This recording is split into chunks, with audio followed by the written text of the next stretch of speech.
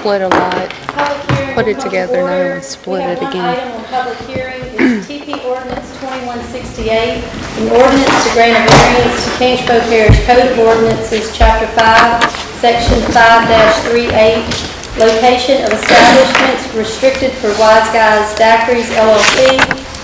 This is the District 7. Is there anyone to speak on that at this time? If not, we'll close the public hearing and go into our regular meeting for September 27th, 2021. Call to order, invocation will be done by Mr. Jeff McNeely, and our pledge will be led by Mr. Buddy Ridgel.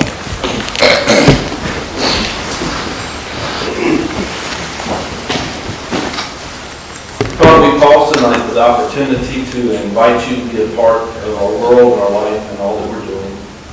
We ask you, Lord God, that you would overrule and oversee this meeting, that you would give our council members, our parish president, the wisdom that they need, Lord God, the discernment, Father, the passion, Lord God, to fulfill your will here on this earth. We ask you, Lord God, that you would continue to bless our parish. We thank you, Father, that you have seen us through these hard times. We thank you that you continue to walk with us and even carry us through these times. Father, we ask that you would just continue to comfort and bless those, Lord God, who have loved ones who are sick, who have lost loved ones. And Father, for those who have men and women that are family members that are serving abroad, those, Lord God, that stand and protect us. We thank you, Lord God, for the heart of the servant, Lord God, in our fire, our police, our emergency services. We just ask you that you would continue to bless them. Father, bless our businesses, our industry, Lord God. Bless those who work, those who pay, Lord God. May everything be done according to your will and your purpose. And we thank you, Lord, for Jesus, and we pray all these things through his powerful name. Amen. Amen. Veterans and active military render the proper salute. Like allegiance to the flag of the United States of America and to the republic for which it stands, one nation, under God, indivisible, with liberty and justice for all. Roll call, please. Mr. Forrest? Mr. Ingraffia? Here. Mr. Joseph? Present. Mr. Bruno? Mr. Ridgel? Here. Mr. Mayhew? Here. Mr. Wells? Here. Mr. Vial? Here. Ms. Hyde? Here. Ms. Coates? Here. All right. If you have a cell phone, please mute it or turn it off at this time. Next, we'll have adoption of minutes. Hopefully, everyone had a chance to look over the minutes from September 13th that were emailed to you. I'll entertain a motion to accept. So move. We have a motion by Mr. Vial, second by Mr. Wells. Roll call, please. Mr. Ingraffia? Yes. Mr. Joseph? Yes. Mr. Bruno? Mr. Ridgel? Yes. Mr. Mayhew? Yes. Mr. Wells? Yes. Mr. Vial? Yes. Ms. Hyde? Yes. Ms. Coates? Yes. Mr. Forrest? Public input. Does anyone wish to address an agenda item that was not on public hearing? If not, we'll have Mr. Miller come and give us his report. Good evening. Good evening. All right, we have a few items tonight, so we'll get right to it. We have approval of a bid for our landfill alternate daily cover. We only get, as normal, we get one bid. It's LSC Environmental Products, $340 per 1,000 gallons. That's a mix that we use in each quote. That's for your approval. Also move. Second. We have a motion by Mr. Vial, second by Ms. Coates. Roll call, please. Mr. Joseph? Yes. Mr. Bruno? Mr. Ridgel? Mr. Mayhew? Yes. Mr. Wells? Yes. Mr. Vial? Yes. Ms. Hyde? Yes. Ms. Coates? Yes. Mr. Forrest? Yes. Mr. Ingraffia? Yes. Thank you. The next one is approval of bid for 18 all-steel gable end bus shelters. This is for the city of Hammond and Grant. Superior Recreational Products for $144,179.70. Asking for your approval. Second here. I have a motion by Mr. Wells, second by Mr. Vial. Roll call, please. Mr. Bruno? Mr. Ridgel? Mr. Mayhew? Yes. Mr. Wells? Yes. Mr. Vial? Yes. Ms. Hyde? Yes. Ms. Coates? Yes. Mr. Forrest? Mr. Ingraffia? Yes. Mr. Joseph? Yes. Thank you. Third, there's approval to dispose of some assets. Most of it's old technology, computer equipment, telephone system, heater. There's a list in your packet of the You already know what it is. Ask if we can dispose of it. So moved. Second. Have a motion by Mr. Dion, second by Mr. Mayhew. Roll call, please. Mr. Wittrell? Yes. Mr. Mayhew? Yes. Mr. Wells? Yes. Mr. Vial? Yes. Ms. Hyde? Yes. Ms. Coates? Yes. Mr. Forrest? Mr. Ingraffia? Yes. Mr. Joseph? Yes. Mr. Bruno? Thank you. And then the last item is that your financial statements have been emailed to you. If you have any questions or comments, as always, please call.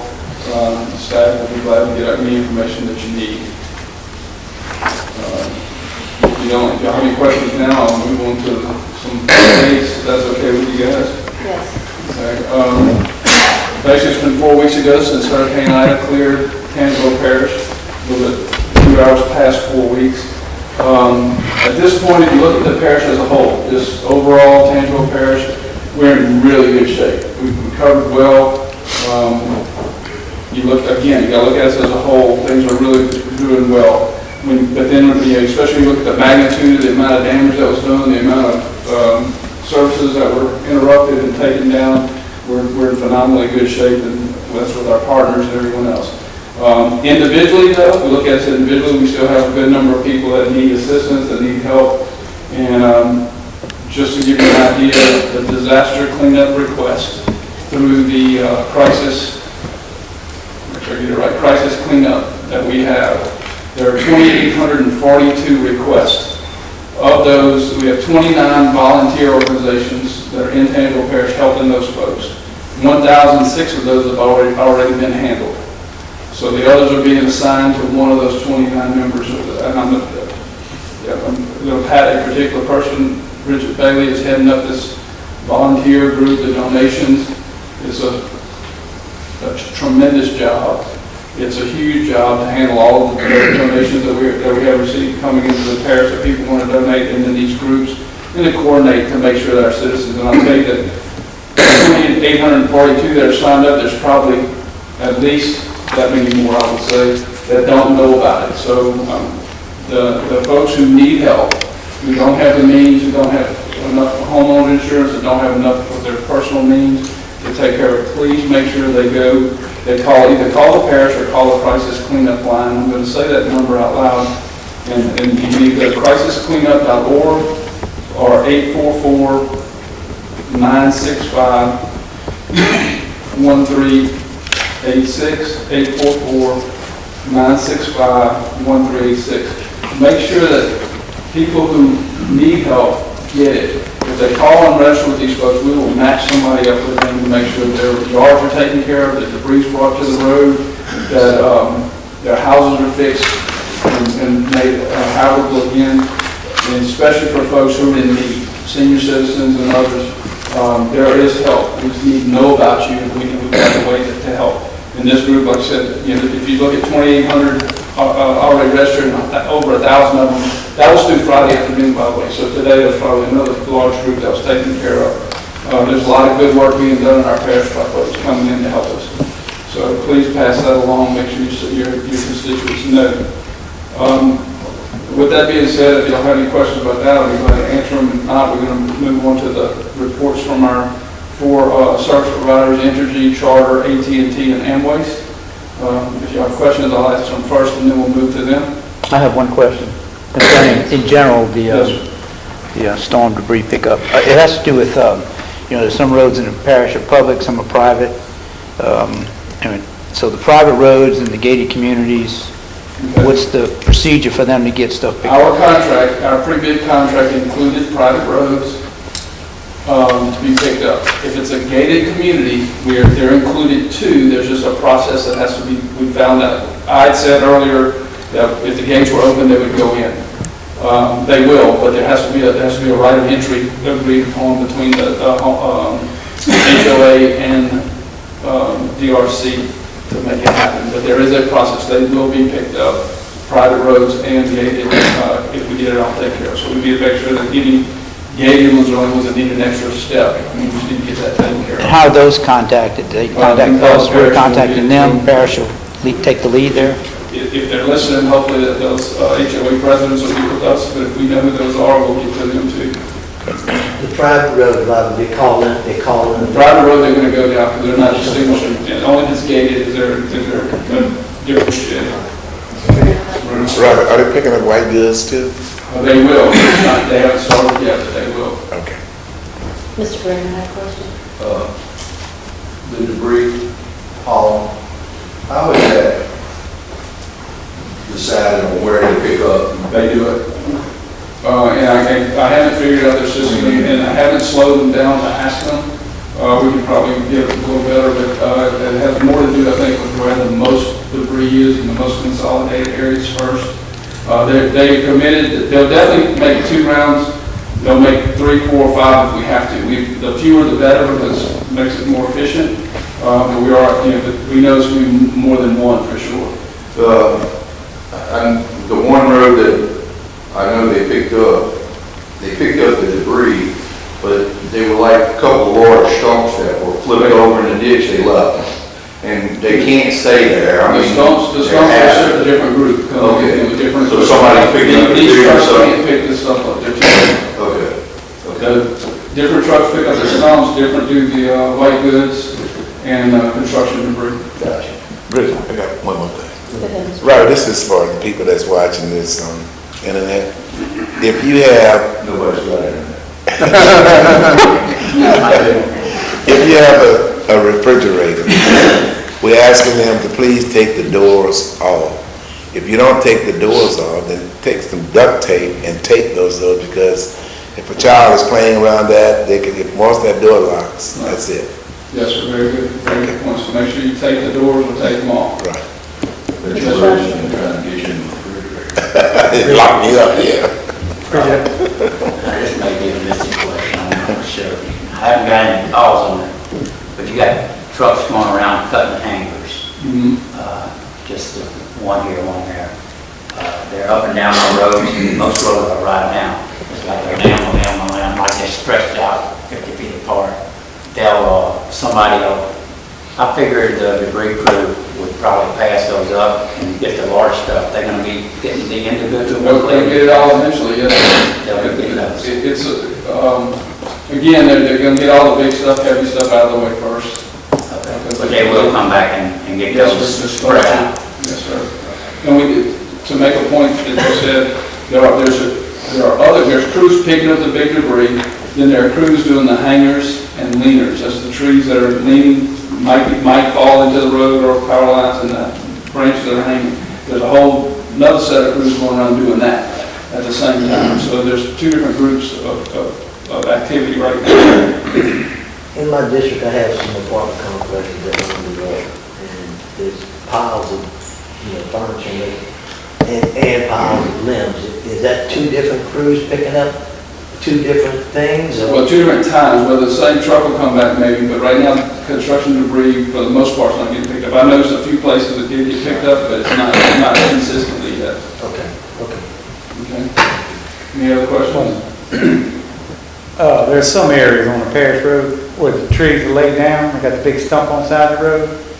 So the question I'm asking is, when these guys come get the stumps, are they gonna cut the tree too? Because there's some areas where either old people or timberland. If it's in the right way, it'll get picked up. Okay.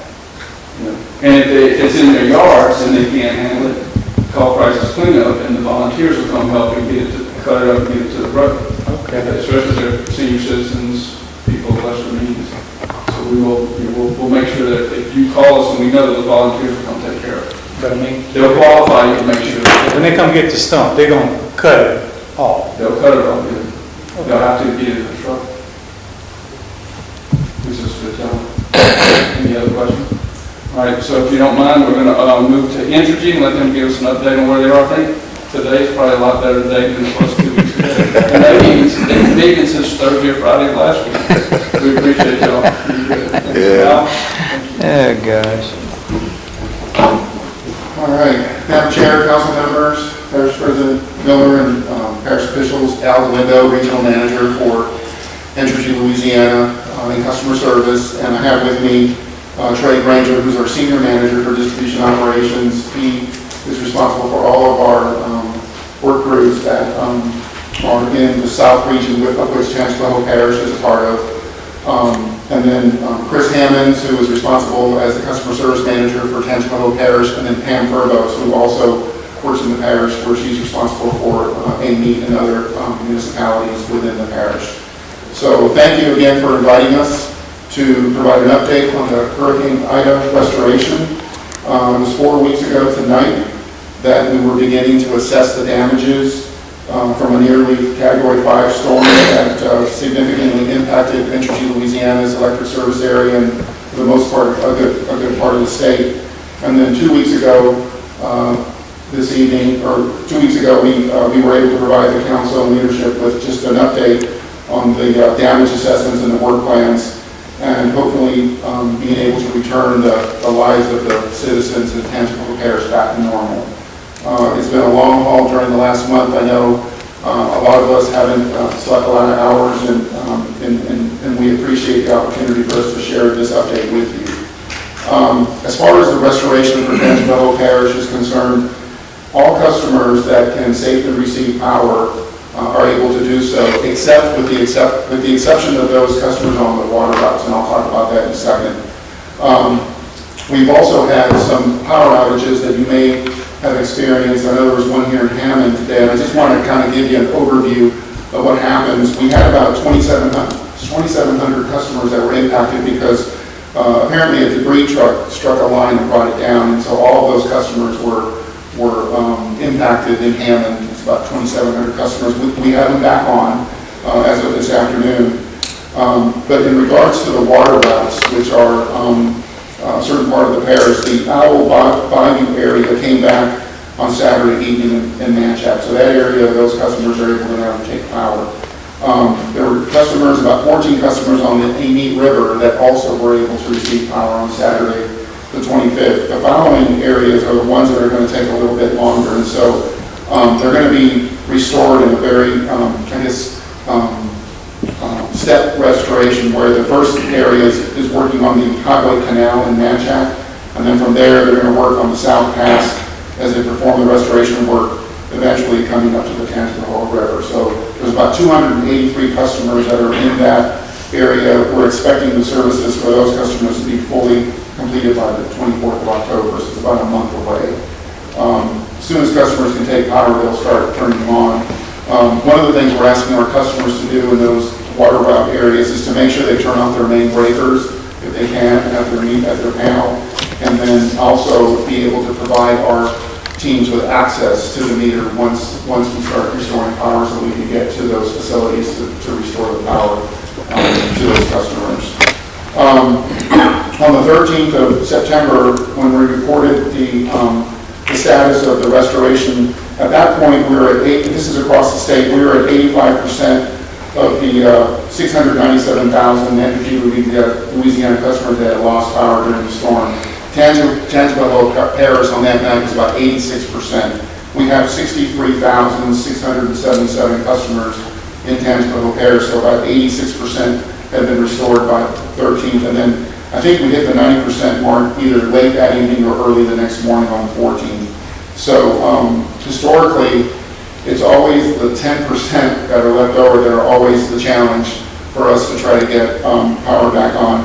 And one of the reasons is that when we do the initial damage assessments, and I think I mentioned we were able to get the damage assessments done like from August 30th to September 4th. So when we start going out to do all the restoration work, we actually start finding additional damages that really weren't included during the initial damage assessment. A lot of that could be what we refer to as the tree canopy. A lot of branches and trees and limbs fall on the lines that we didn't catch as we were doing the assessment.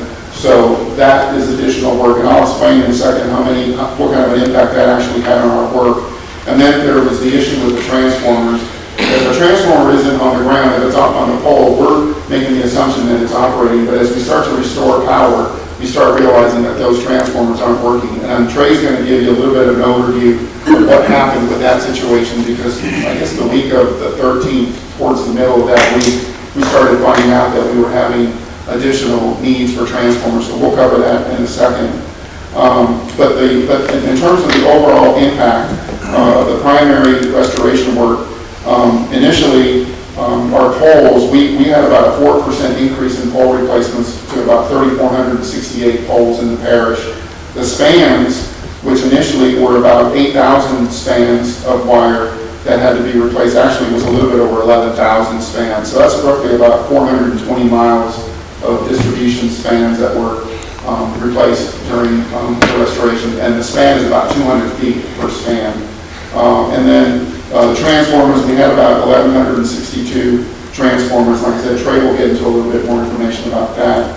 In terms of our workforce at the peak, which was that week of the 13th, we had about 3,300 workers here in Tangipahoa Parish. Of course, a lot of them have gone back, but that was the peak where most of that work was being done over the 13th through the end of last week. So, from an overall perspective, we do have the bulk of the parish up with the exception of the water route customers. And again, you will see some outages that will occur just for other causes like poles getting hit by a vehicle or people pulling down the lines on high vehicles. I know with the debris trucks that can easily happen. So what I'm going to do now is I'm going to transition the discussion over to Trey, who can really give you a good overview of what was involved with the transformer issue here in Tangipahoa Parish. And then I'll finish up after that. Thank you, Al. Thank you, Al. Good evening, Council. Again, I'm Trey Grayson, the Senior Manager for the South Region, which encompasses Tangipahoa Parish, Washington Parish.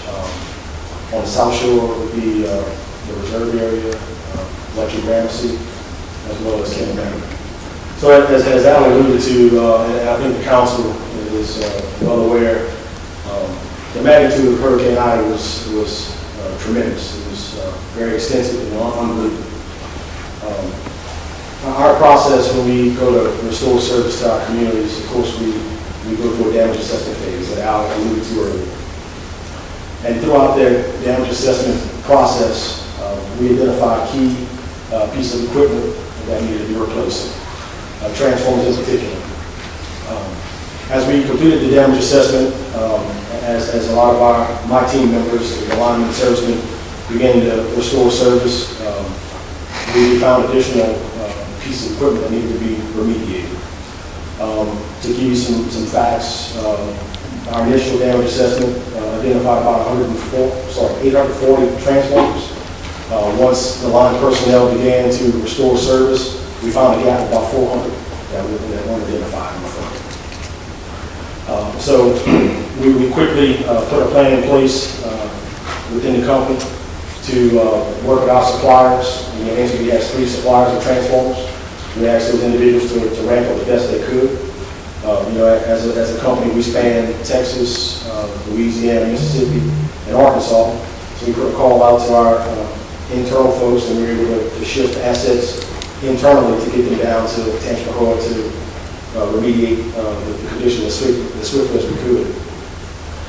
My team also were able to do some additional scouting when we find transformers that were on the ground that were not damaged. We were able to get those over to our transformer shop to get that remediation process going as well. So we had a 3 parallel approach to try to get transformers into the area as swiftly as we could. We also leveraged our partners on the utilities on the West Coast, out in California, to send units our way. We leveraged utility partners, our mutual assistance folks in the Carolinas, Duke Energy, as an example, to send units our way to expedite the restoration. Some of the challenges that we faced from a supplier standpoint, some of our suppliers had issues with employees from an absenteeism standpoint, battling COVID. So they had challenges with their manufacturing process as well. There's a unique, I'll call it unique, voltage class that kind of feeds a lot of our customers here in Tangipahoa. And so we have to leverage, like I said, our external partners as well as our supply chain to help close that gap. Now I'm looking to answer any questions that the council may have around that issue. I got a question with time's way out.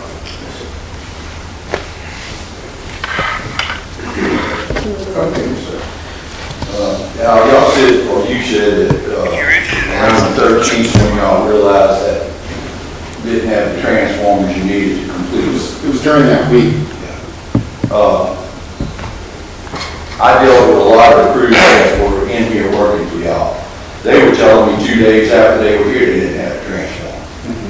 I mean, why did it take 13 days for Energy to figure out they didn't have enough transformers? That's my question. And then the second thing, they didn't have connectors. They didn't have wire. I watched them wait on the side of the road for 2 hours till the truck went to Bogalusa to pick up a spool of wire. When the wire came back, it wasn't even the size wire that they needed. And if one of the guys wouldn't have had some connectors on his truck that he had from Florida, that was a whole row of people that wouldn't have got lights. And they told me, they said, we go down to Hammond, we ask for a box of connectors, they give us 5. Those kind of things, I don't care if there's a hurricane or anything, y'all should have connectors. Sure. You should have wire. I understand the transformer. Because, I mean, you couldn't store enough transformers for this kind of situation. But routine things like that, those are things that these guys should have had. Right. And just the thought of thinking it took 13 days to show that you were 500 transformers short. All you had to do was ride, they were all over the road. They're all down in the ditch, the tops are broke off of them. And I guess my other question is, when are y'all gonna, these things have stuff in them, I know. When is Energy gonna start picking these up out of people's yard? Because isn't that a hazardous material inside of those transformers? But there's an oil in there, and there is a debris cleanup process that is actually already starting. We could get more information as to where it is here in Tangipahoa Parish, but I know that we have already started picking up debris, the poles, all the wire, the insulators, and then the actual transformers get picked up by our environmental team. In reference to the connectors and the wires, you know, I can't answer that. I mean, I can find out what happened with that, but to be able to try to answer that, I don't have that. I mean, I guess what I'm saying is, these guys are coming from somewhere else. They have no reason to tell you something like that. Right. And it was told to me more than one time. You know, we're getting hung up because we don't have basic stuff. You know, the transformers were a problem. I had one road, 2 or 3 houses had lights a week ahead of the other houses because they didn't have transformers. Right. I mean, they even went around to where it was abandoned property. I took one crew and showed them several houses that were abandoned, that they robbed the transformers off of those to get people on. Right.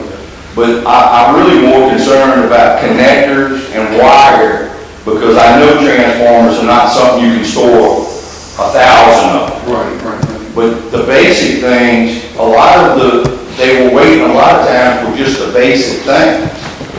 And, you know, I think we need to, and I'm sure all of us need to do an evaluation when this is all said and done. Right. But I would ask that maybe you can let us know, you know, why those basic things wasn't available at that time.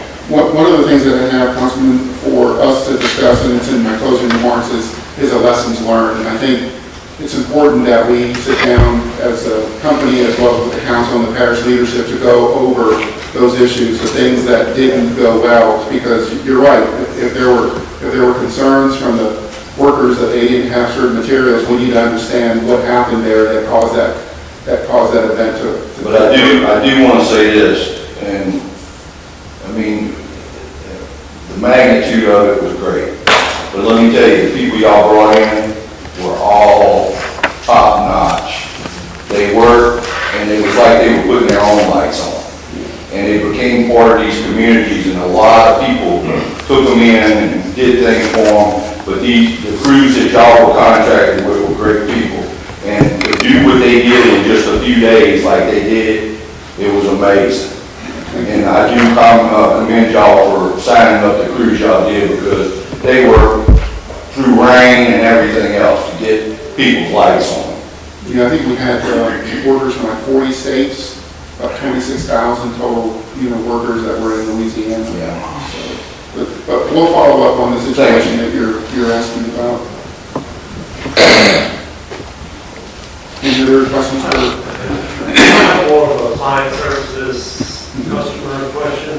I've gotten several phone calls regarding estimated And they're just wondering why. First, did you answer that one on the AMI meters? Well, it was probably supposed to have been read during the time that there was no service, so there could be some estimated billing during that time, because if you read a certain time each month, and with no power going to the meter, they're unable to get an accurate reading on that, so. So when will they get an accurate bill, and what can they do in the meantime if they're not in agreement with what They can call the 1-800 interview number and request a reread on that. They should be able to reread that automatically.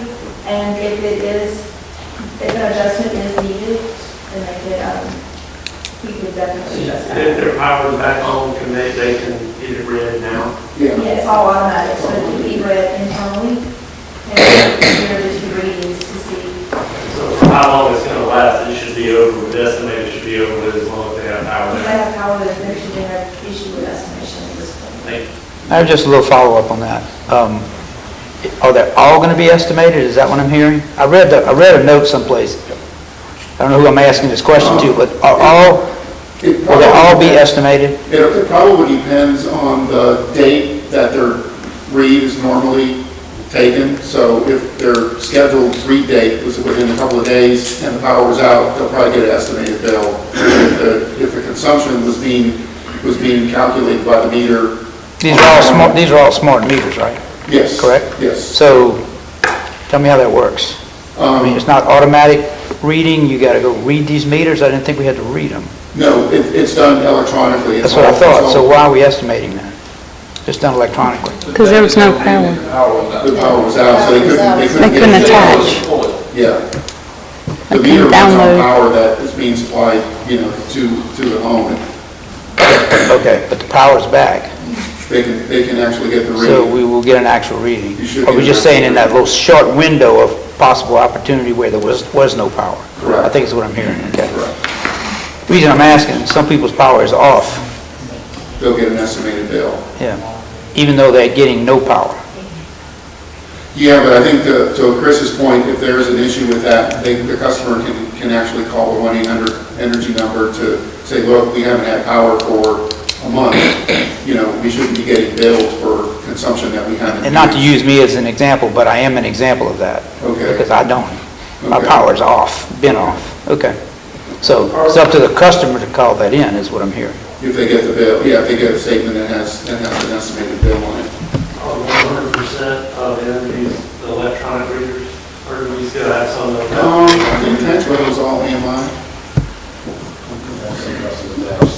Oh, some customers, yeah, they opt out and they don't want the AMI So meter. would you be able to call the number and you can send someone out to get a read? Yes, yes.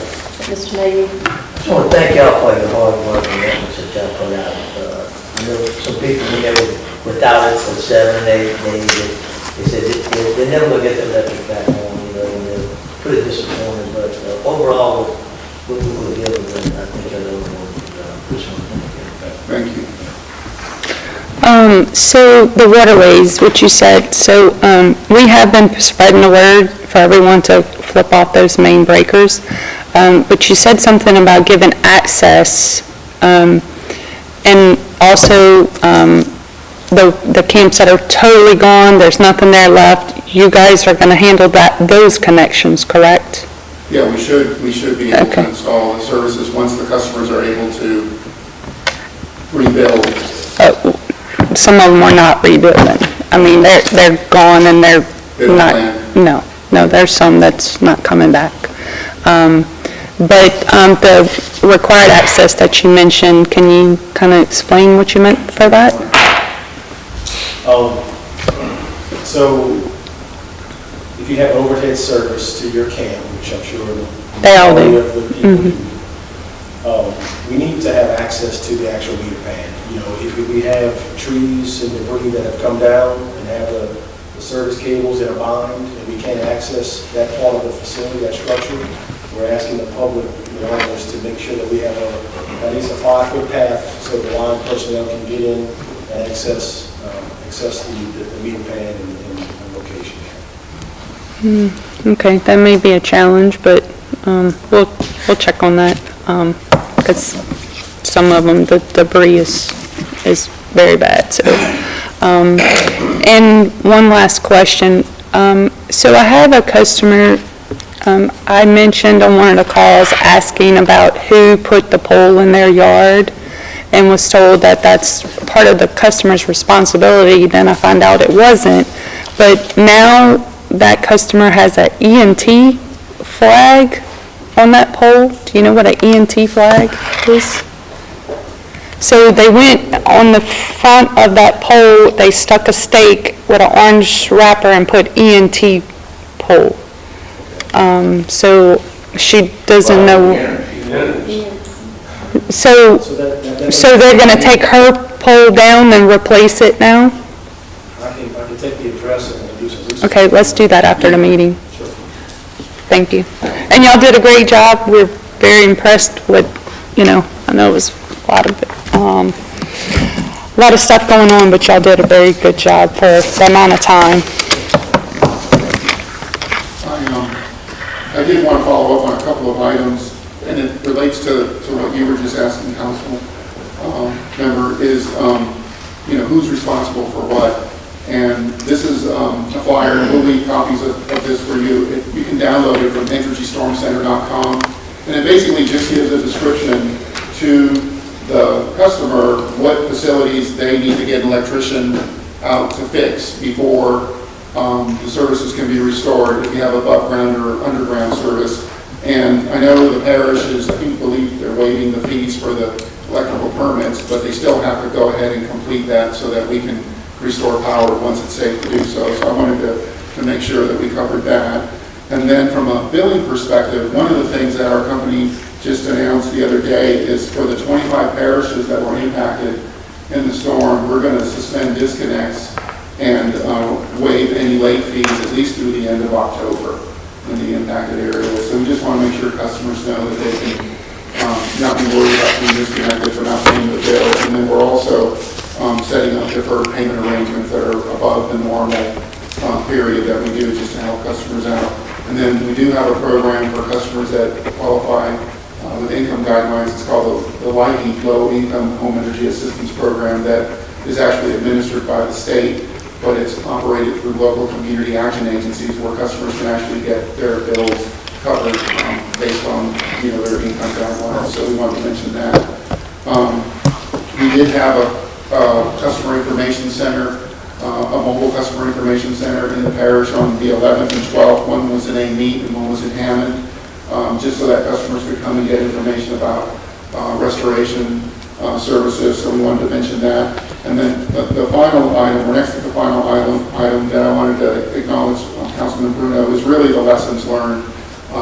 I've been in this business for 41 years and obviously never experienced a storm like this in my career with a utility company. So I always believe that we can always learn from the events that occurred, how we responded, what we did well, what we didn't do well, and I think there's always opportunities for us to do that. So we'll work with Parish President's office to kind of get that going, because I think it's important that we do that. These storms are still going to be here. We live in Southeast Louisiana, so we just have to be better prepared. So I just think that having those sessions will be will be very productive.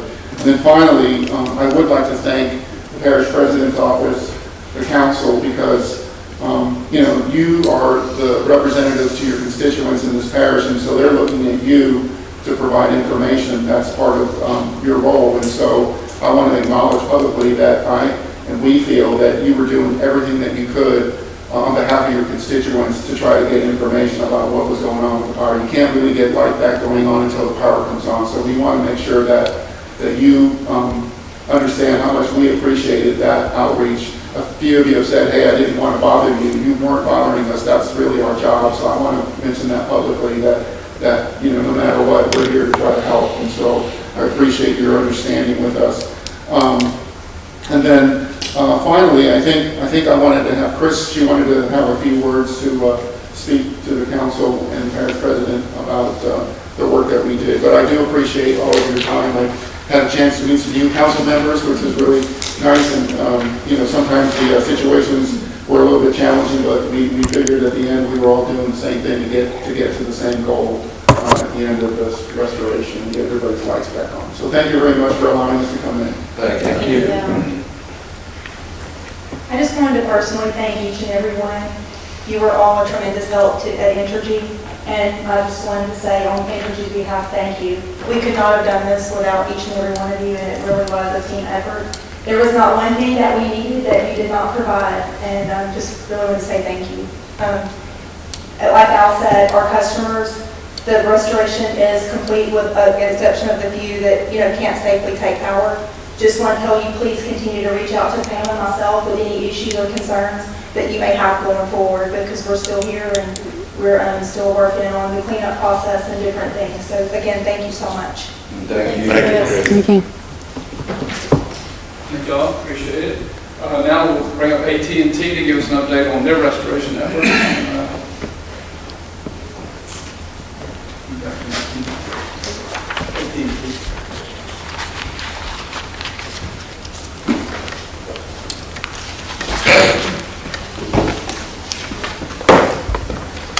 Good evening, Chairwoman Hyde, Parish Council, President Robbie. Thank you for this opportunity to be here tonight.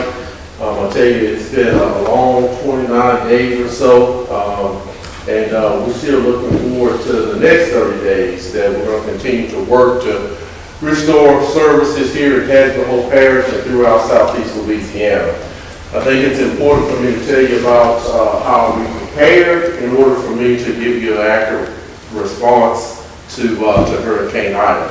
So in preparation of the storm, AT&T, we deployed numerous generators to critical cell sites, to our switching stations. We moved electronic equipment to essential staging areas where we felt comfortable where there wouldn't be any flooding. Additionally, our network disaster recovery team was on standby and prepared to launch. We had hubs in various parts of the region, Slidell, Baton Rouge, down in Como, and so the two here from Slidell and Baton Rouge were able to come and, to Tangipahoa Parish relatively quickly once the storm had passed. I tell you, throughout the year, we're prepared for drills like this. We prepare for storms like this through tabletop exercises, through drills, through, what have you, just making sure that we are prepared. We've invested heavily in the state of Louisiana. And I'll tell you, to be exact, over the last 3 years, we've invested well over $1.1 billion in the state. I don't have the specific numbers for Tangipahoa Parish, but we've had a large investment, especially in some of the southern parts of the parish, the Ponchatoula area, where we're seeing it continue to grow, in the Hammond area. We've even had some, and we're looking forward to investing more to the northern part of the parish as well. When I think about those investments overall, we responded well throughout the storm. In the days leading up to landfall, our crews were positioning equipment, and ready for a quick and effective response to Ida's impact. Our fleet, when we think about our fleet, we had mobile cell sites. We call them cell on wheels. We had cell on light trucks in order to restore cell service, relatively quickly. When I think about it, 24 hours after the storm, we saw cell service working relatively well. A lot of these sites have redundancy built in, and some of them even triple redundancy built in. And so what you experienced was, so a lot of these cell sites may have only had one leg working due to one of the other legs may have been down and damaged. And so, once the network came back up and as debris cleanup was taking place, as trees were being cut down, we were seeing fiber cuts that were impacting our network that was causing go back and forth, up and down. To include those other vehicles that I've talked about, we've had cell sites that fly. We call them flying cell sites with wings. We launched blimps. We have numerous amphibious vehicles. We were able to conduct our assessments via drones and helicopters. So that allowed us to quickly assess the damages and start responding to what we needed to respond on the ground. Well, I think about specifically here, in-home services in Tangipahoa Parish. Currently, we're about 95% back to pre-storm levels, meaning that, hey, anyone that was out caused by the storm or the day of the storm that we know about, 95% of those have been restored. And You know, we think about talk about the investment that we made, there was a significant number of customers that never even went down. When I think about our fiber service, it does not need commercial power, it does not need generator power. It's powered directly through our central office, which we have generators right there on. In Tangipahoa Parish, we deployed over 102 generators to sites that will get what we call our quote-unquote our hybrid network, our UVerse network up and working. And so again, that allows customers to continue to have service, whether they had commercial power or they had generator power. Our service was still up and working.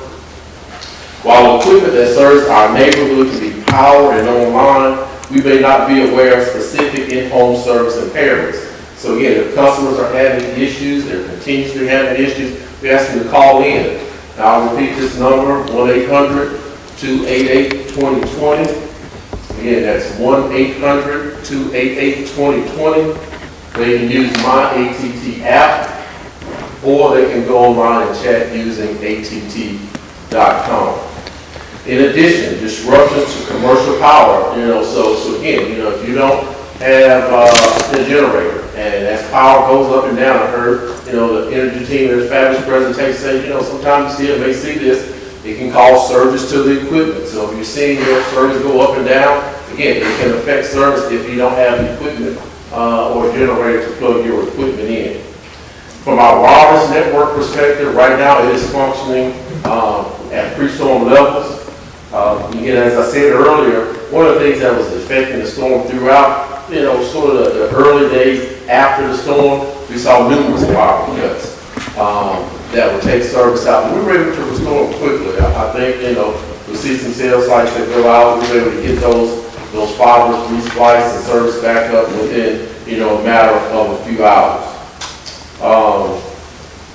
Our response, I remember days after the storm, I reached out to Councilman Joseph and said, hey, can we help the constituents of Tangipahoa Parish out by providing charging stations? We were able to deploy numerous charging stations, 5 charging stations to be exact throughout various parts of the parish.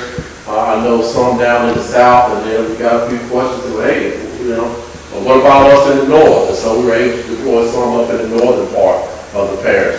We were able to open our retail stores up quickly. We have 2 operating in the Hammond area on 51 in Southwest, and Morrison, 51, which is also Southwest Railroad, and Morrison. So some additional information, like I said, in the parish, we deployed over 100 generators throughout the state. We were able to deploy over 1,500. As a whole, I don't have the number for Tangipahoa Parish, but we use over 500,000 gallons of fuel in order to keep those generators running again, so our customers could have service while they were without commercial power. We provided relief for our customers via wireless service, meaning that, hey, any wireless overages, whether it be talk, text, or data, was waived through the 15th of September. So if anyone has any issues about that, they can use those channels that we spoke of earlier. And that's about it. That's about it. Again, 95% as far as technicians that came in at the height here in Tangipahoa Parish, we had somewhere about 150 technicians, whether that's service repair people, whether that's linemen, whether that's the network disaster recovery team, moving generators around, or men working on our cell towers. They came in from 6 different states to work, and they continue to work here until the work is done.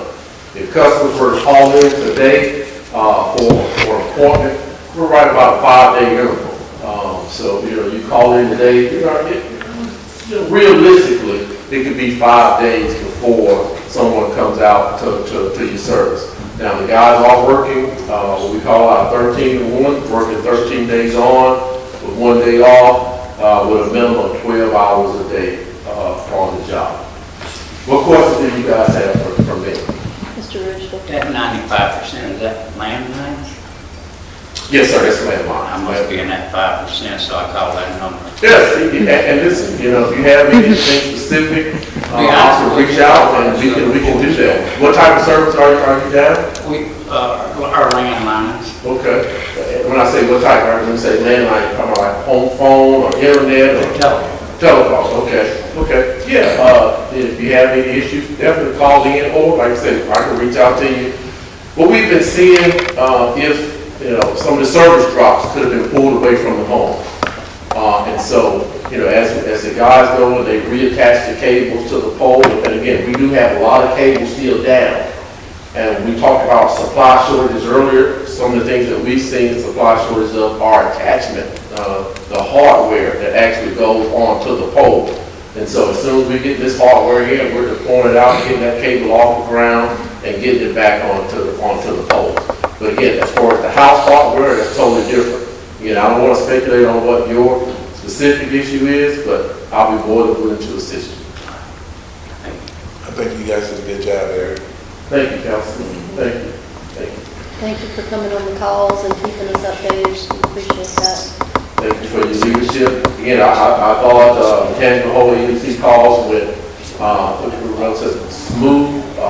The information was flowing, and I was happy to be a part of it. We appreciate it. Thank you, Eric. Thank you. Yeah, appreciate your time. All right, Charter, you ready? Yes, sir. So now Charter or Spectrum? The easiest way to distinguish that, I always say Charter is McDonald's and Spectrum is the Big Mac, so that's the service, just for understanding purposes. Well, good evening, everyone. Thank you all very much for the opportunity to be before y'all today. My name is Brent Gallagher. I'm the Senior Manager of Government Affairs for Charter Communications. As I mentioned, our product is the Spectrum brand that is our communications and video products and service line. We serve over 163,000 customers here in Louisiana in 43 communities. We also employ 268 Louisianians. I'm here today, obviously, to discuss Hurricane Ida and her aftermath. Now, Charter initiated its disaster preparedness and recovery activities prior to the storm. This included mobilizing our operations personnel, securing supplies, generators, fuel, and other critical items. Additionally, we contacted the power companies prior to the storm to discuss post-hurricane remediation and coordination. I made contact with a number of emergency officials, including the ones in this parish and other elected leaders and members of the regulatory community, to remind them that we were here and we were willing to help them and do all we could. Now, in the aftermath of the storm, our first priority was to ensure that all of our employees were safe and accounted for. Thankfully, we had no incidents on that front. Next, our teams engaged in a damage assessment of all of our plant. That assessment made it pretty clear that Ida damaged a large portion of our network across Louisiana, particularly across the I-12 corridor from Baton Rouge to Slidell, including this area, along with some of our assets in the South Louisiana parishes of Lafourche and Terrebonne. Now, after the storm, we now have 900 dedicated crew members from our local teams, our neighboring Spectrum regions, and other contract workers tirelessly working every day to restore service. Now, today, service has been restored to over 3/4 of our customers. And locally in this market, it's, as you know, as well, it's probably a little bit closer to 65, just for this area. But another question everyone wants to know is what the restoration timeline will look like going forward. And this is a conservative estimate, but we are anticipating work to be completed by October 9th in Hammond, Robert, Roseland, and Tickfall, and work to be anticipated to be completed by 10/16 in Fluker, Amy, Lorange, Independence, Kentwood, and Ponchatoula. Now, our restoration timelines remain highly dependent on a number of factors, including commercial power restoration to our network and to our customers. As I mentioned earlier, our interactions and direct communications with the power companies is a key component of our restoration process. In a perfect world, we would have the advance notice of where the restoration work is occurring so that we can kind of follow behind the power companies to ensure smoother transition and minimal outage time between these restorations. For this storm and with this area, we had to deal with or interact with about 5 different power companies, just the nature of the service footprint. While some challenges exist in this process, we always strive for better coordination and look to enhance on that for future storms. Additionally, we ran into 2 other problems. First, as many providers have already mentioned, we encountered countless times crews cutting our fire lines. This created new damage that unnecessarily consumed our time and critical resources. I'll give you a local example. We experienced one line that was cut on 3 separate occasions, on 3 separate days from other crews here in Hamlin. These are costly mistakes from a time and resource perspective. Second, lighting was a major challenge at first. The closest we could get hotel rooms for our people that were coming in to help in Lafayette. So that was additional time that took away from the restoration effort. However, we deeply appreciate our customers' patience as our teams restore service as quickly and safely as possible. I don't have to tell you all this was our biggest test on our Louisiana network since Katrina. I'm not sure if it's still light outside or not, but as we speak, if it's still light, we're out there working. There's a website that I can send you all that our customers can go to. As someone else mentioned too, we look forward to, this was again our biggest kind of storm since Katrina. We learned a lot of lessons from Katrina, and I did be time to learn some lessons from the storm as well that we look forward to engaging in that conversation.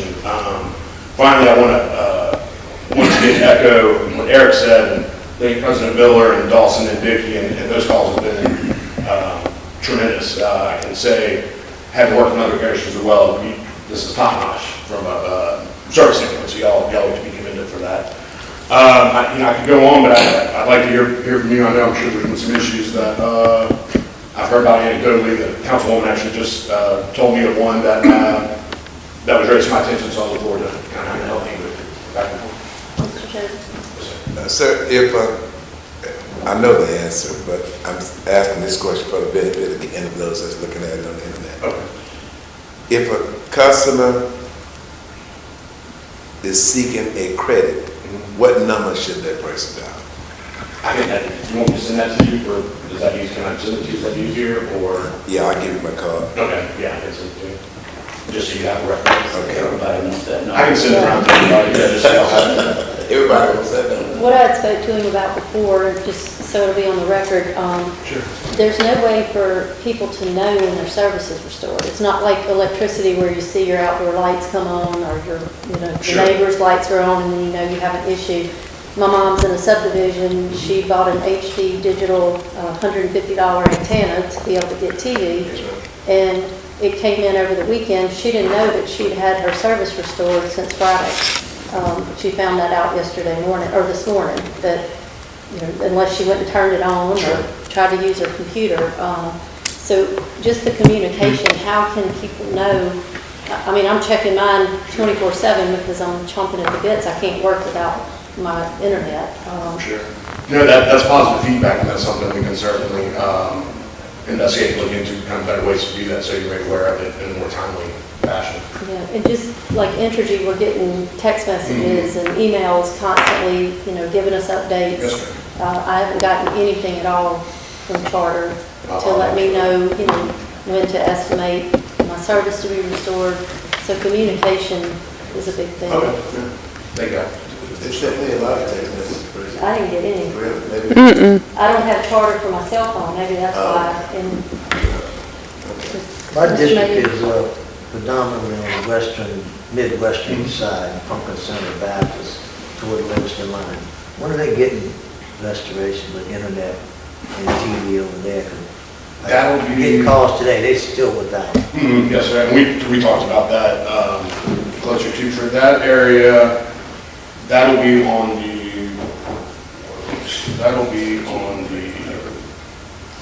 On the 6th?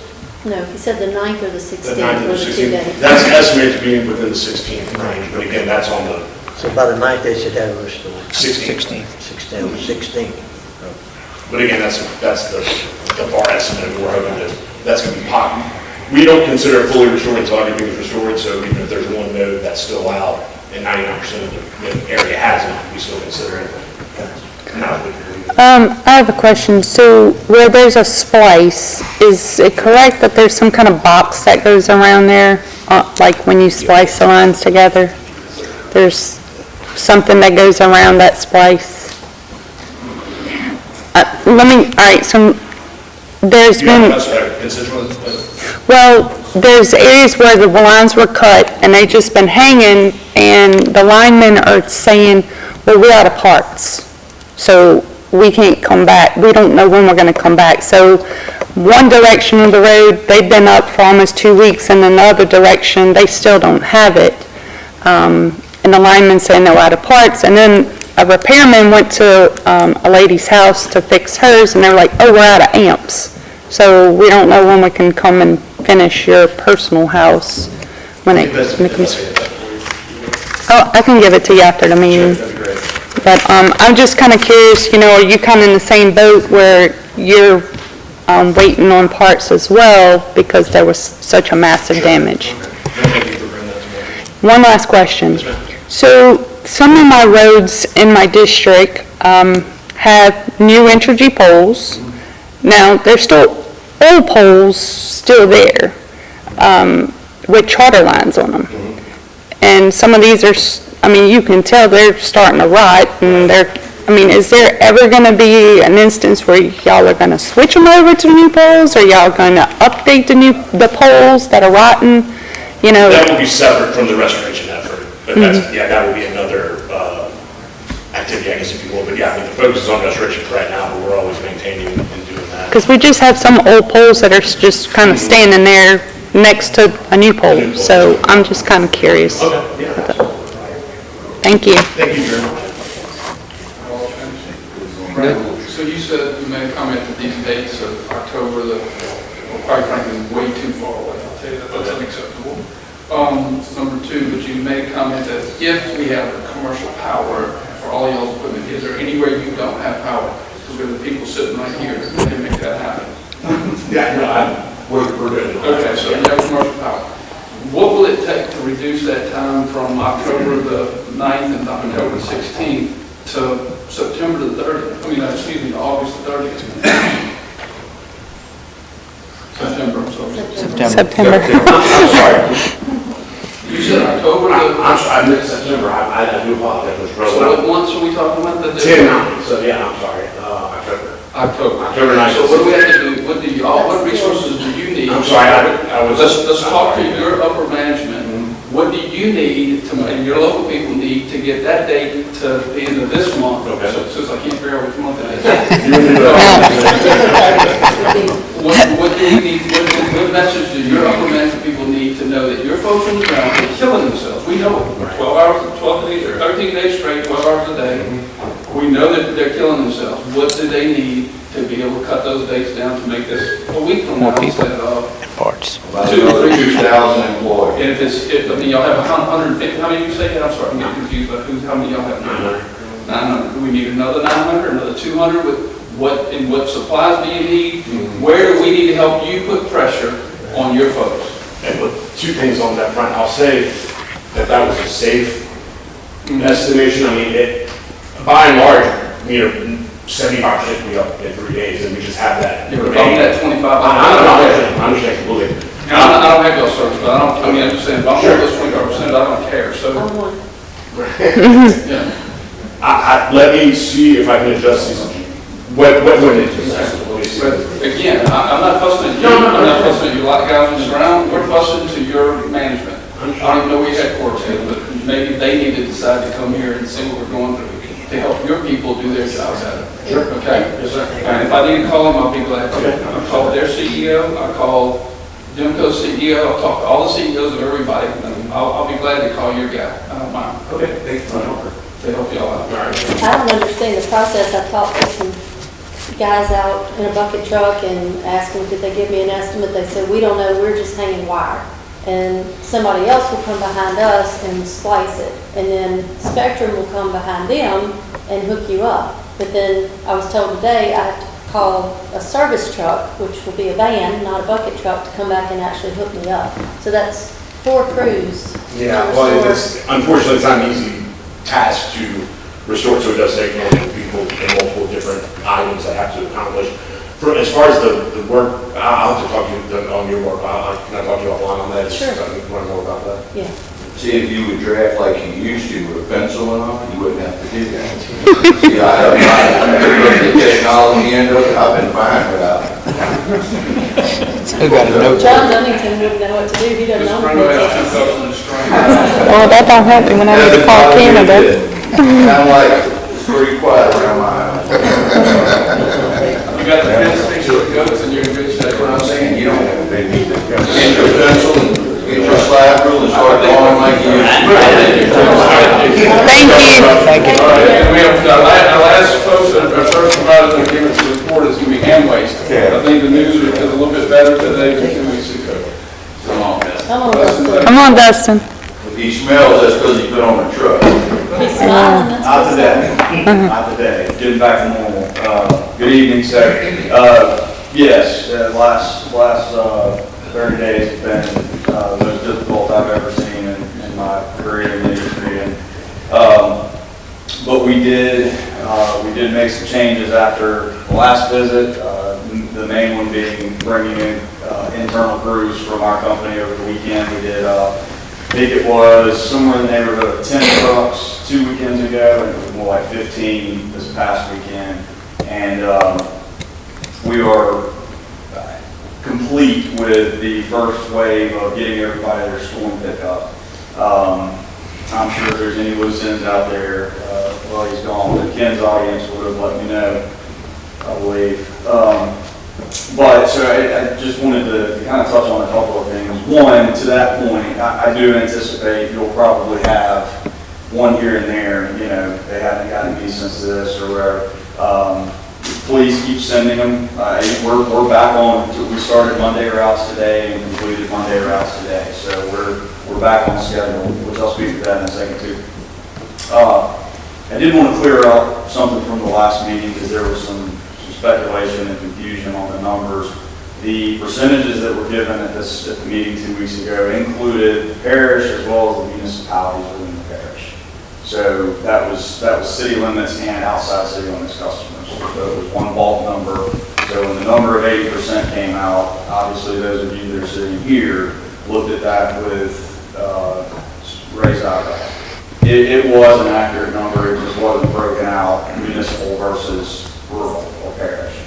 So that number, looking back at the time I stood here, was probably for the parish more like 30%, maybe less. Wow. And so there was no intent to mislead by any means. It was just, we looked at, this is how many homes we service total, this is how many we've done so far, here's our number. So I did want to clear that up because I didn't want it to seem like we were over embellishing something. It was just a little, I guess, miscommunication on where the numbers were derived. The last thing that I'll say, because I think that to me, the storm cleanup has been important, but I think more important is to address the common statement of the issues that were there before the storm.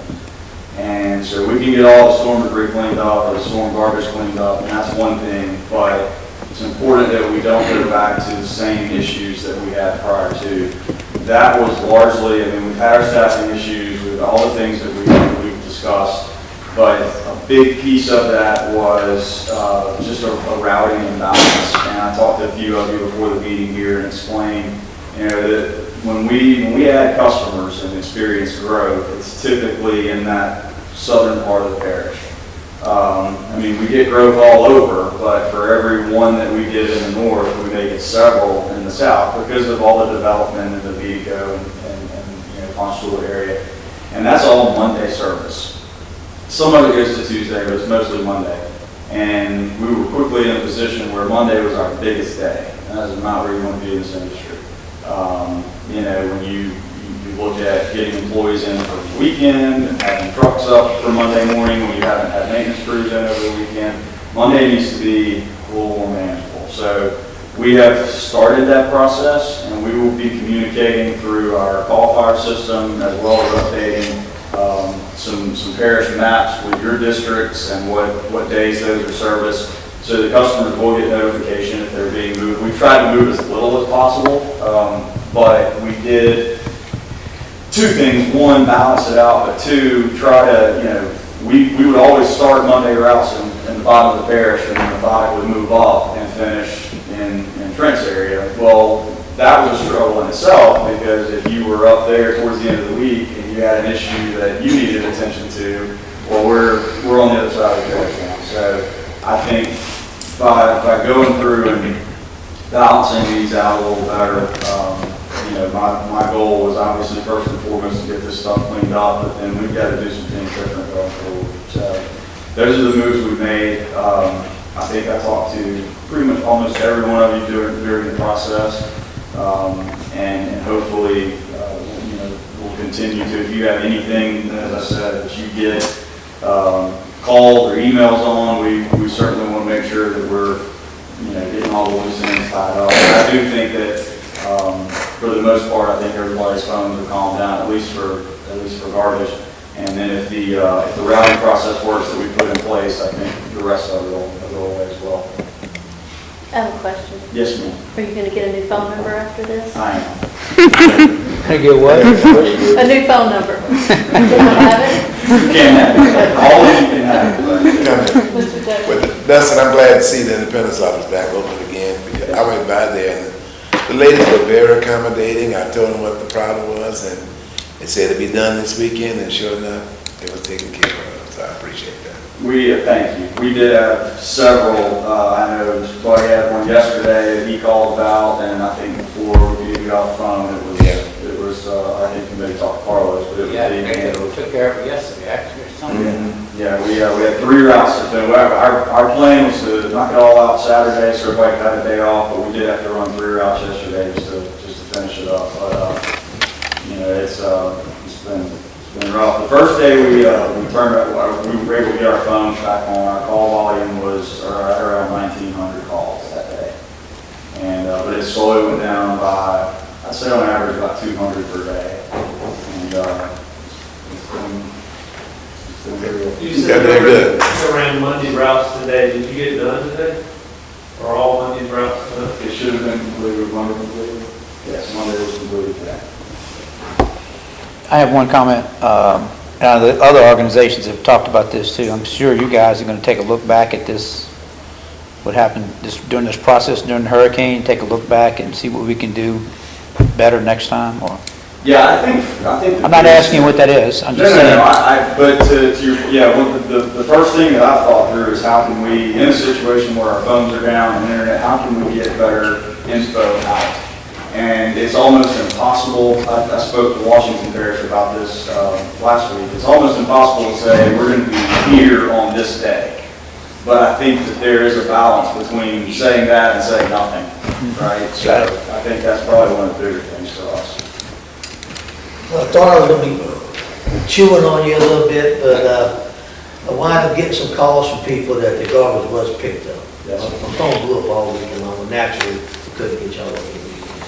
But I think y'all stepped up and got them picked up today. And I just hope y'all can keep that up and keep people satisfied that you don't lose no customers. Because a lot of people talk that they want to go other places. You don't want to see that. We don't, but I want to keep your customers. I was talking to Ron before the meeting. I went out, not just me, but others that, we'd get the phone calls for our email for a certain address, and we'd go out and talk to them.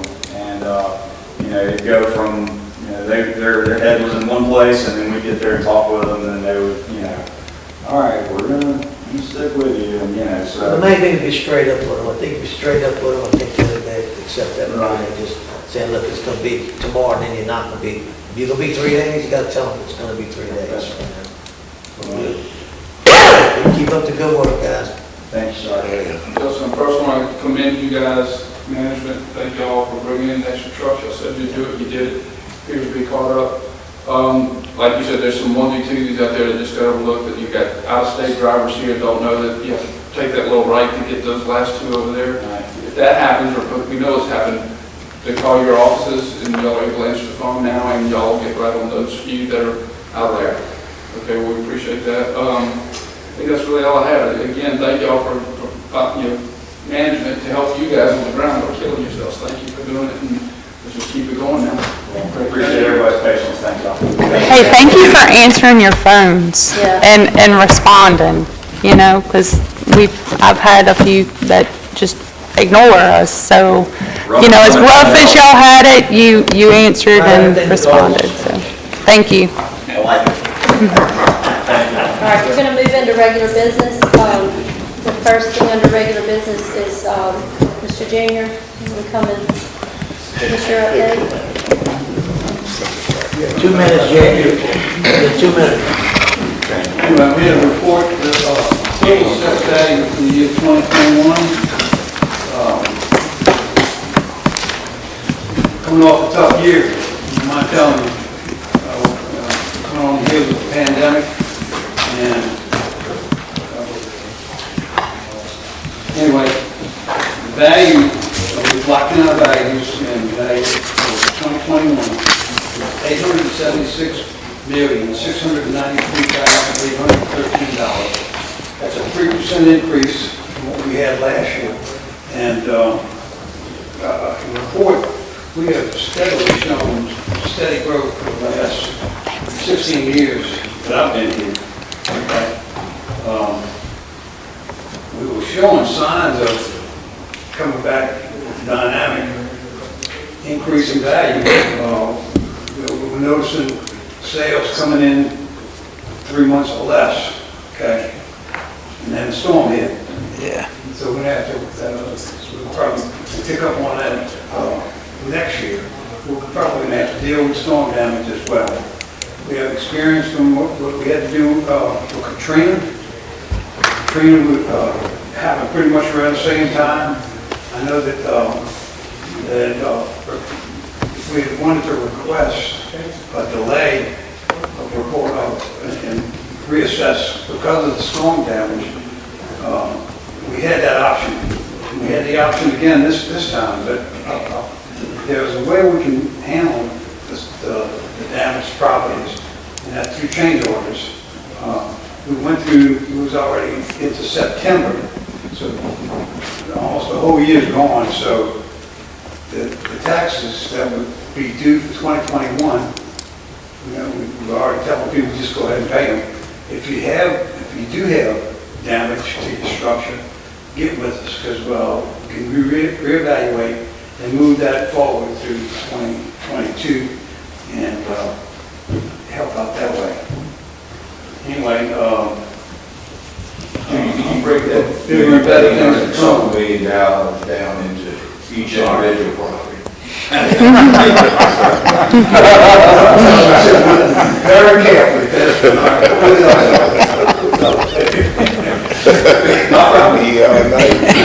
Did you break it down into each individual property, how much that comes to? Well, we got 64,000 parcels. Go look at it. Got it. After doing that to you, I will vote to accept your report. Junior, I got a question. Do you want people to wait until 2022 to call in for the reevaluation, or? Just they can call in now. Okay. Yeah. I didn't want to bombard you, so No, just, it's more than likely will be a bombardment, okay? There's no question about that, because we have suffered some serious damage. I mean, some people have lost their whole house, or 3 or 4 trees all on your house. That is definitely going to affect your value, but it's affecting your value moving forward. right, Okay. right. And, we look at each one case by case. Okay. My staff's ready to go. I mean, and really, my hat is off to my staff. I promise. I have my chief financial officer, Kevin Breaker, here, and he's ready to roll, okay? I'm ready to roll. I think Tangipahoa Parish has a bright future ahead of it. We just have to overcome some of these little glitches that we've hit. Pandemic was certainly one. Ida was one mean storm, I'll tell you. But we do have a little experience dealing with it almost the exact same time as Katrina, and the way we handled Katrina is the same way we're going to handle Ida. Anyway, any more questions? Brad, good seeing you, my brother. All the questions. You look good in that chair. You got a second, Bruce? Yeah. I second. We have a motion by Mr. Bruno, second by Mr. Joseph. Roll call, please. Mr. Wells? Yeah. Mr. Dial? Yes. Ms. Hyde? Yes. Ms. Coates? Yes. Mr. Forrest? Yes. Mr. Ingraffia? Yes. Mr. Joseph? Yes. Mr. Bruno? Mr. Mitchell? Yes. Mr. Mayhew? Yes. Thank you, Mr. Junior. Thank you. All right, Jay, take care. Yes, sir. All right. Okay, I have a variance, an ordinance for a variance Is this introduction or? Adoption. Which one are you talking about? This is one for Item Kim. number 6? No, this is one for Kim that we need to add. Y'all should have a copy of it, 2169. She didn't tell me. That's You need to add to this. You want to say? This one? Huh? Is it this one? Yeah, that's out, that one. But is this an introduction or is it a? It's going to be an introduction. Yeah, because it wasn't on last one. We need a motion to add this to the agenda. Can I ask a question for Tracy? Is this gotta be done? Because, this is something that usually we'll put on the agenda, and it'll be twice that people will have a chance to. If we put it tonight, it's only gonna have that one. I don't know how far along these people need to be, or can it wait 2 weeks to be actually put on the agenda? This would be the introduction tonight. So it'll be on public I can tell hearing. you this was supposed to be done before the storm. And it's a new construction of a mother-in-law suite. I don't know the urgency of it. I don't care. We need to do it tonight. Well, so let me explain a little bit. If Tracy, you can correct me if I'm wrong. So when, on the original plat, there was 2 lots, then they combined them, and now they wanted to separate them again for this mother-in-law suite. My only, I said I would only do it as long as nothing was into servitude or nothing affected the drainage. And Kylie was supposed to sign off on that as well. Well, it's saying that they want to cut the servitude back to 40 feet. Well, that's what it says in this document. Did they give, this is the correct map? Because you sent this. The original plat map, when they combined the 2 lots together, when they built the original house, they wanted to put it in the middle. So they were required as a setback to combine those 2 lots. Now he wants to come back and build a mother-in-law suite. If he left those lots like they were originally, he would be allowed to do that. But because he combined them, it doesn't meet the requirements for today. And he's .17 short if he doesn't take some of the right of way. Right, so, and they've also agreed to change their site plan to move that mother-in-law suite up closer to the main house, so they will be away from that. So did she send the wrong map? That was the original plat map. They haven't revised the site plan, which will be required for the Is this a subdivision? Yes. What's the restrictions in the subdivision? There is none? No. I don't think they have an active homeowners. Well, that's up to you. I'll do it, I told Tracy the only way I did it is as long as they situated where it was outside the 40 feet. That was the only way I do it. And we can't. So this is just prevent confirming it. it's a 40-foot servitude is correct. They're aware of that. So you good with it? Yeah, Okay, so I need a motion to amend the agenda to add this item. I'll make that motion. A second. So I have a motion by Ms. Coates, second by Mr. Mayhew to amend the agenda to add TP Ordinance 2169, which is an ordinance to grant a variance to TP Ordinance 20-19 for Donald Pittman at 41158 Covey Run, Hammond, Louisiana, in District 10. Roll call, please. Mr. Vial, Yes. Ms. Hyde, Yes. Ms. Coates, Yes. Mr. Forrest, Mr. Ingraffia, Yes. Mr. Joseph. Yes. Mr. Bruno, Mr. Mitchell, Mr. Mayhew. Yes. Mr. Wells. Yeah. All right, now I need a motion to introduce. I'll make that motion. Kim, would you add in there that as long as it doesn't... As long as it doesn't encroach the 40 feet of servitude. Mr. Wells, you, I have a motion by Ms. Coates to introduce, as long as it does not encroach on the 40-foot servitude. Second by Mr. Wells. Roll call, please. Ms. Hyde, Yes. Ms. Coates, Yes. Mr. Forrest, Mr. Ingraffia, Yes. Mr. Joseph. Yes. Mr. Bruno, Mr. Mitchell, Mr. Mayhew, Mr. Wells. Mr. Vial. Yes. All right. The next item is adoption of TP Ordinance 2168, an ordinance to grant a variance to Tangipahoa Parish Code of Ordinances, Chapter 5, Section 5-38, location of establishments restricted for Wise Guys Daiquiris. This is in District 7. That's in my district, Madam Chairman. We had this on the agenda last council meeting, and this is the adoption, and it's concerned the Jason property owner, and Mr. Nojana is here today. If you have any questions, you need to ask him. I'll second, Bridget. All right, we have a motion and a second. Does anyone have any questions? Okay, roll call, please. Ms. Coates? Yes. Mr. Forrest? Yes. Mr. Rapier? Yes. Mr. Joseph? Yes. Mr. Bruno? Mr. Richard? Yes. Mr. Mayhew? Yes. Mr. Wells? Yes. Mr. Vial? Yes. Ms. Todd? Yes. Okay, we have a few appointments, Mosquito Abatement District, Library, and Council on Aging. The only two that I have are the two appointments for Mosquito Board.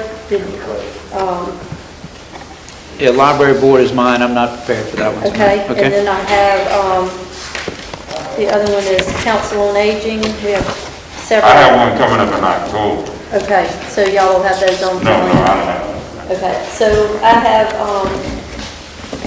I am appointing James Harper to the Mosquito Abatement District, and Ms. Coates is appointing Philip Bankston. If we can take those together. I'll make that somebody motion. for me? I'll make the motion. Okay. I'll say. All right, I have a motion by Ms. Coates. Who seconded? Nick. Second by Mr. Mayhew to appoint James Harper and Philip Bankston to the Mosquito Abatement District. Roll call, please. Mr. Forrest? Mr. Rapier? Yes. Mr. Joseph? Yes. Mr. Bruno? Mr. Richard? Mr. Mayhew? Yes. Mr. Wells? Yes. Mr. Vial? Yes. Ms. Todd? Yes. Ms. Coates? Yes. All right. Beer, wine, and liquor, we have none. Legal Bridget, matters? can I ask one question, Bridget? Yes, sir. Dr. McGee resigned from the library board. Do we need to act on that to accept his resignation or not? Okay, good, okay. No, Mr. Okay. That's Mr. Riel's and That's you, Dave? Yes, I got it. All right. all right, councilman's privileges. Wait, did he do council? There was, no one had turned in their forms. Yeah, but you should have one, Chris Doctor. I don't. Chris didn't give you that? No, sir. What is it? I didn't see it in the packet. Okay, then, No, I'll I get don't it. have an appointment form. It's not until October, so if you can. Yeah, I'll get it to you next week, okay. Okay. Mr. Bruno? Tracy, do you think you can get with Wesley? We started before the storm, North Isle Road wanted to abandon part of that road and make it a gated area. Can you get with Wesley and see how he's coming with that? North Isle? North Isle, and the gentleman's name is Robert Harris. Okay. He came along just before the storm, and I'm sure he hadn't had a lot of time to do it, but I just saw it on here, if we can kind of get a report on how it's going. Okay. Mr. Mayhew? Robbie, if you can, I spoke to him today about Ken Talley. See, double back and make sure that they're able to get that. It's becoming a health hazard in that area. All right. Thank you, sir. Any other councilman's privileges? Mr. Ingrafton? Bridget, last week I lost a friend and a neighbor, and he was also employed with Tangipahoa Parish. He was foreman of the road and bridge crew, Mr. Dickie Barber. And it's like I ask all y'all keep his family in his thoughts and prayers. Okay. And his wife also going through some. Yeah, she just had surgery, and he went to, they had that done in Nashville, and he got sick up there and passed away. Sorry to hear that. I think we need to just kind of let everyone know as well, because the drainage district is not public and it's not on video, but we are, the drainage district is working on a plan and a contract for debris removal in our canals and rivers and stuff. You know, I'm getting a lot of questions about that. So we are working on that diligently. We've had drones go over a lot of our waterways and canals and stuff, and they're GPSing all the debris piles. You know, just one, Ponchatoula Creek had 450 debris piles in the river. And so they drive the drones over and they GPS each of those, and they give us a report, and we're helping to get grant money and do some cleanup. So we are working on that just to let everyone know. It's just everywhere. That's good, Kim. Same thing for Drainage District 4 and 5, Kim. Mhm. Same thing. Yep. Thank you. Anyone else? If not, Mr. Wells? Madam Chairman, I move that we adjourn. Second. Wells. Okay, y'all don't run off, we have a fire board meeting, but can we take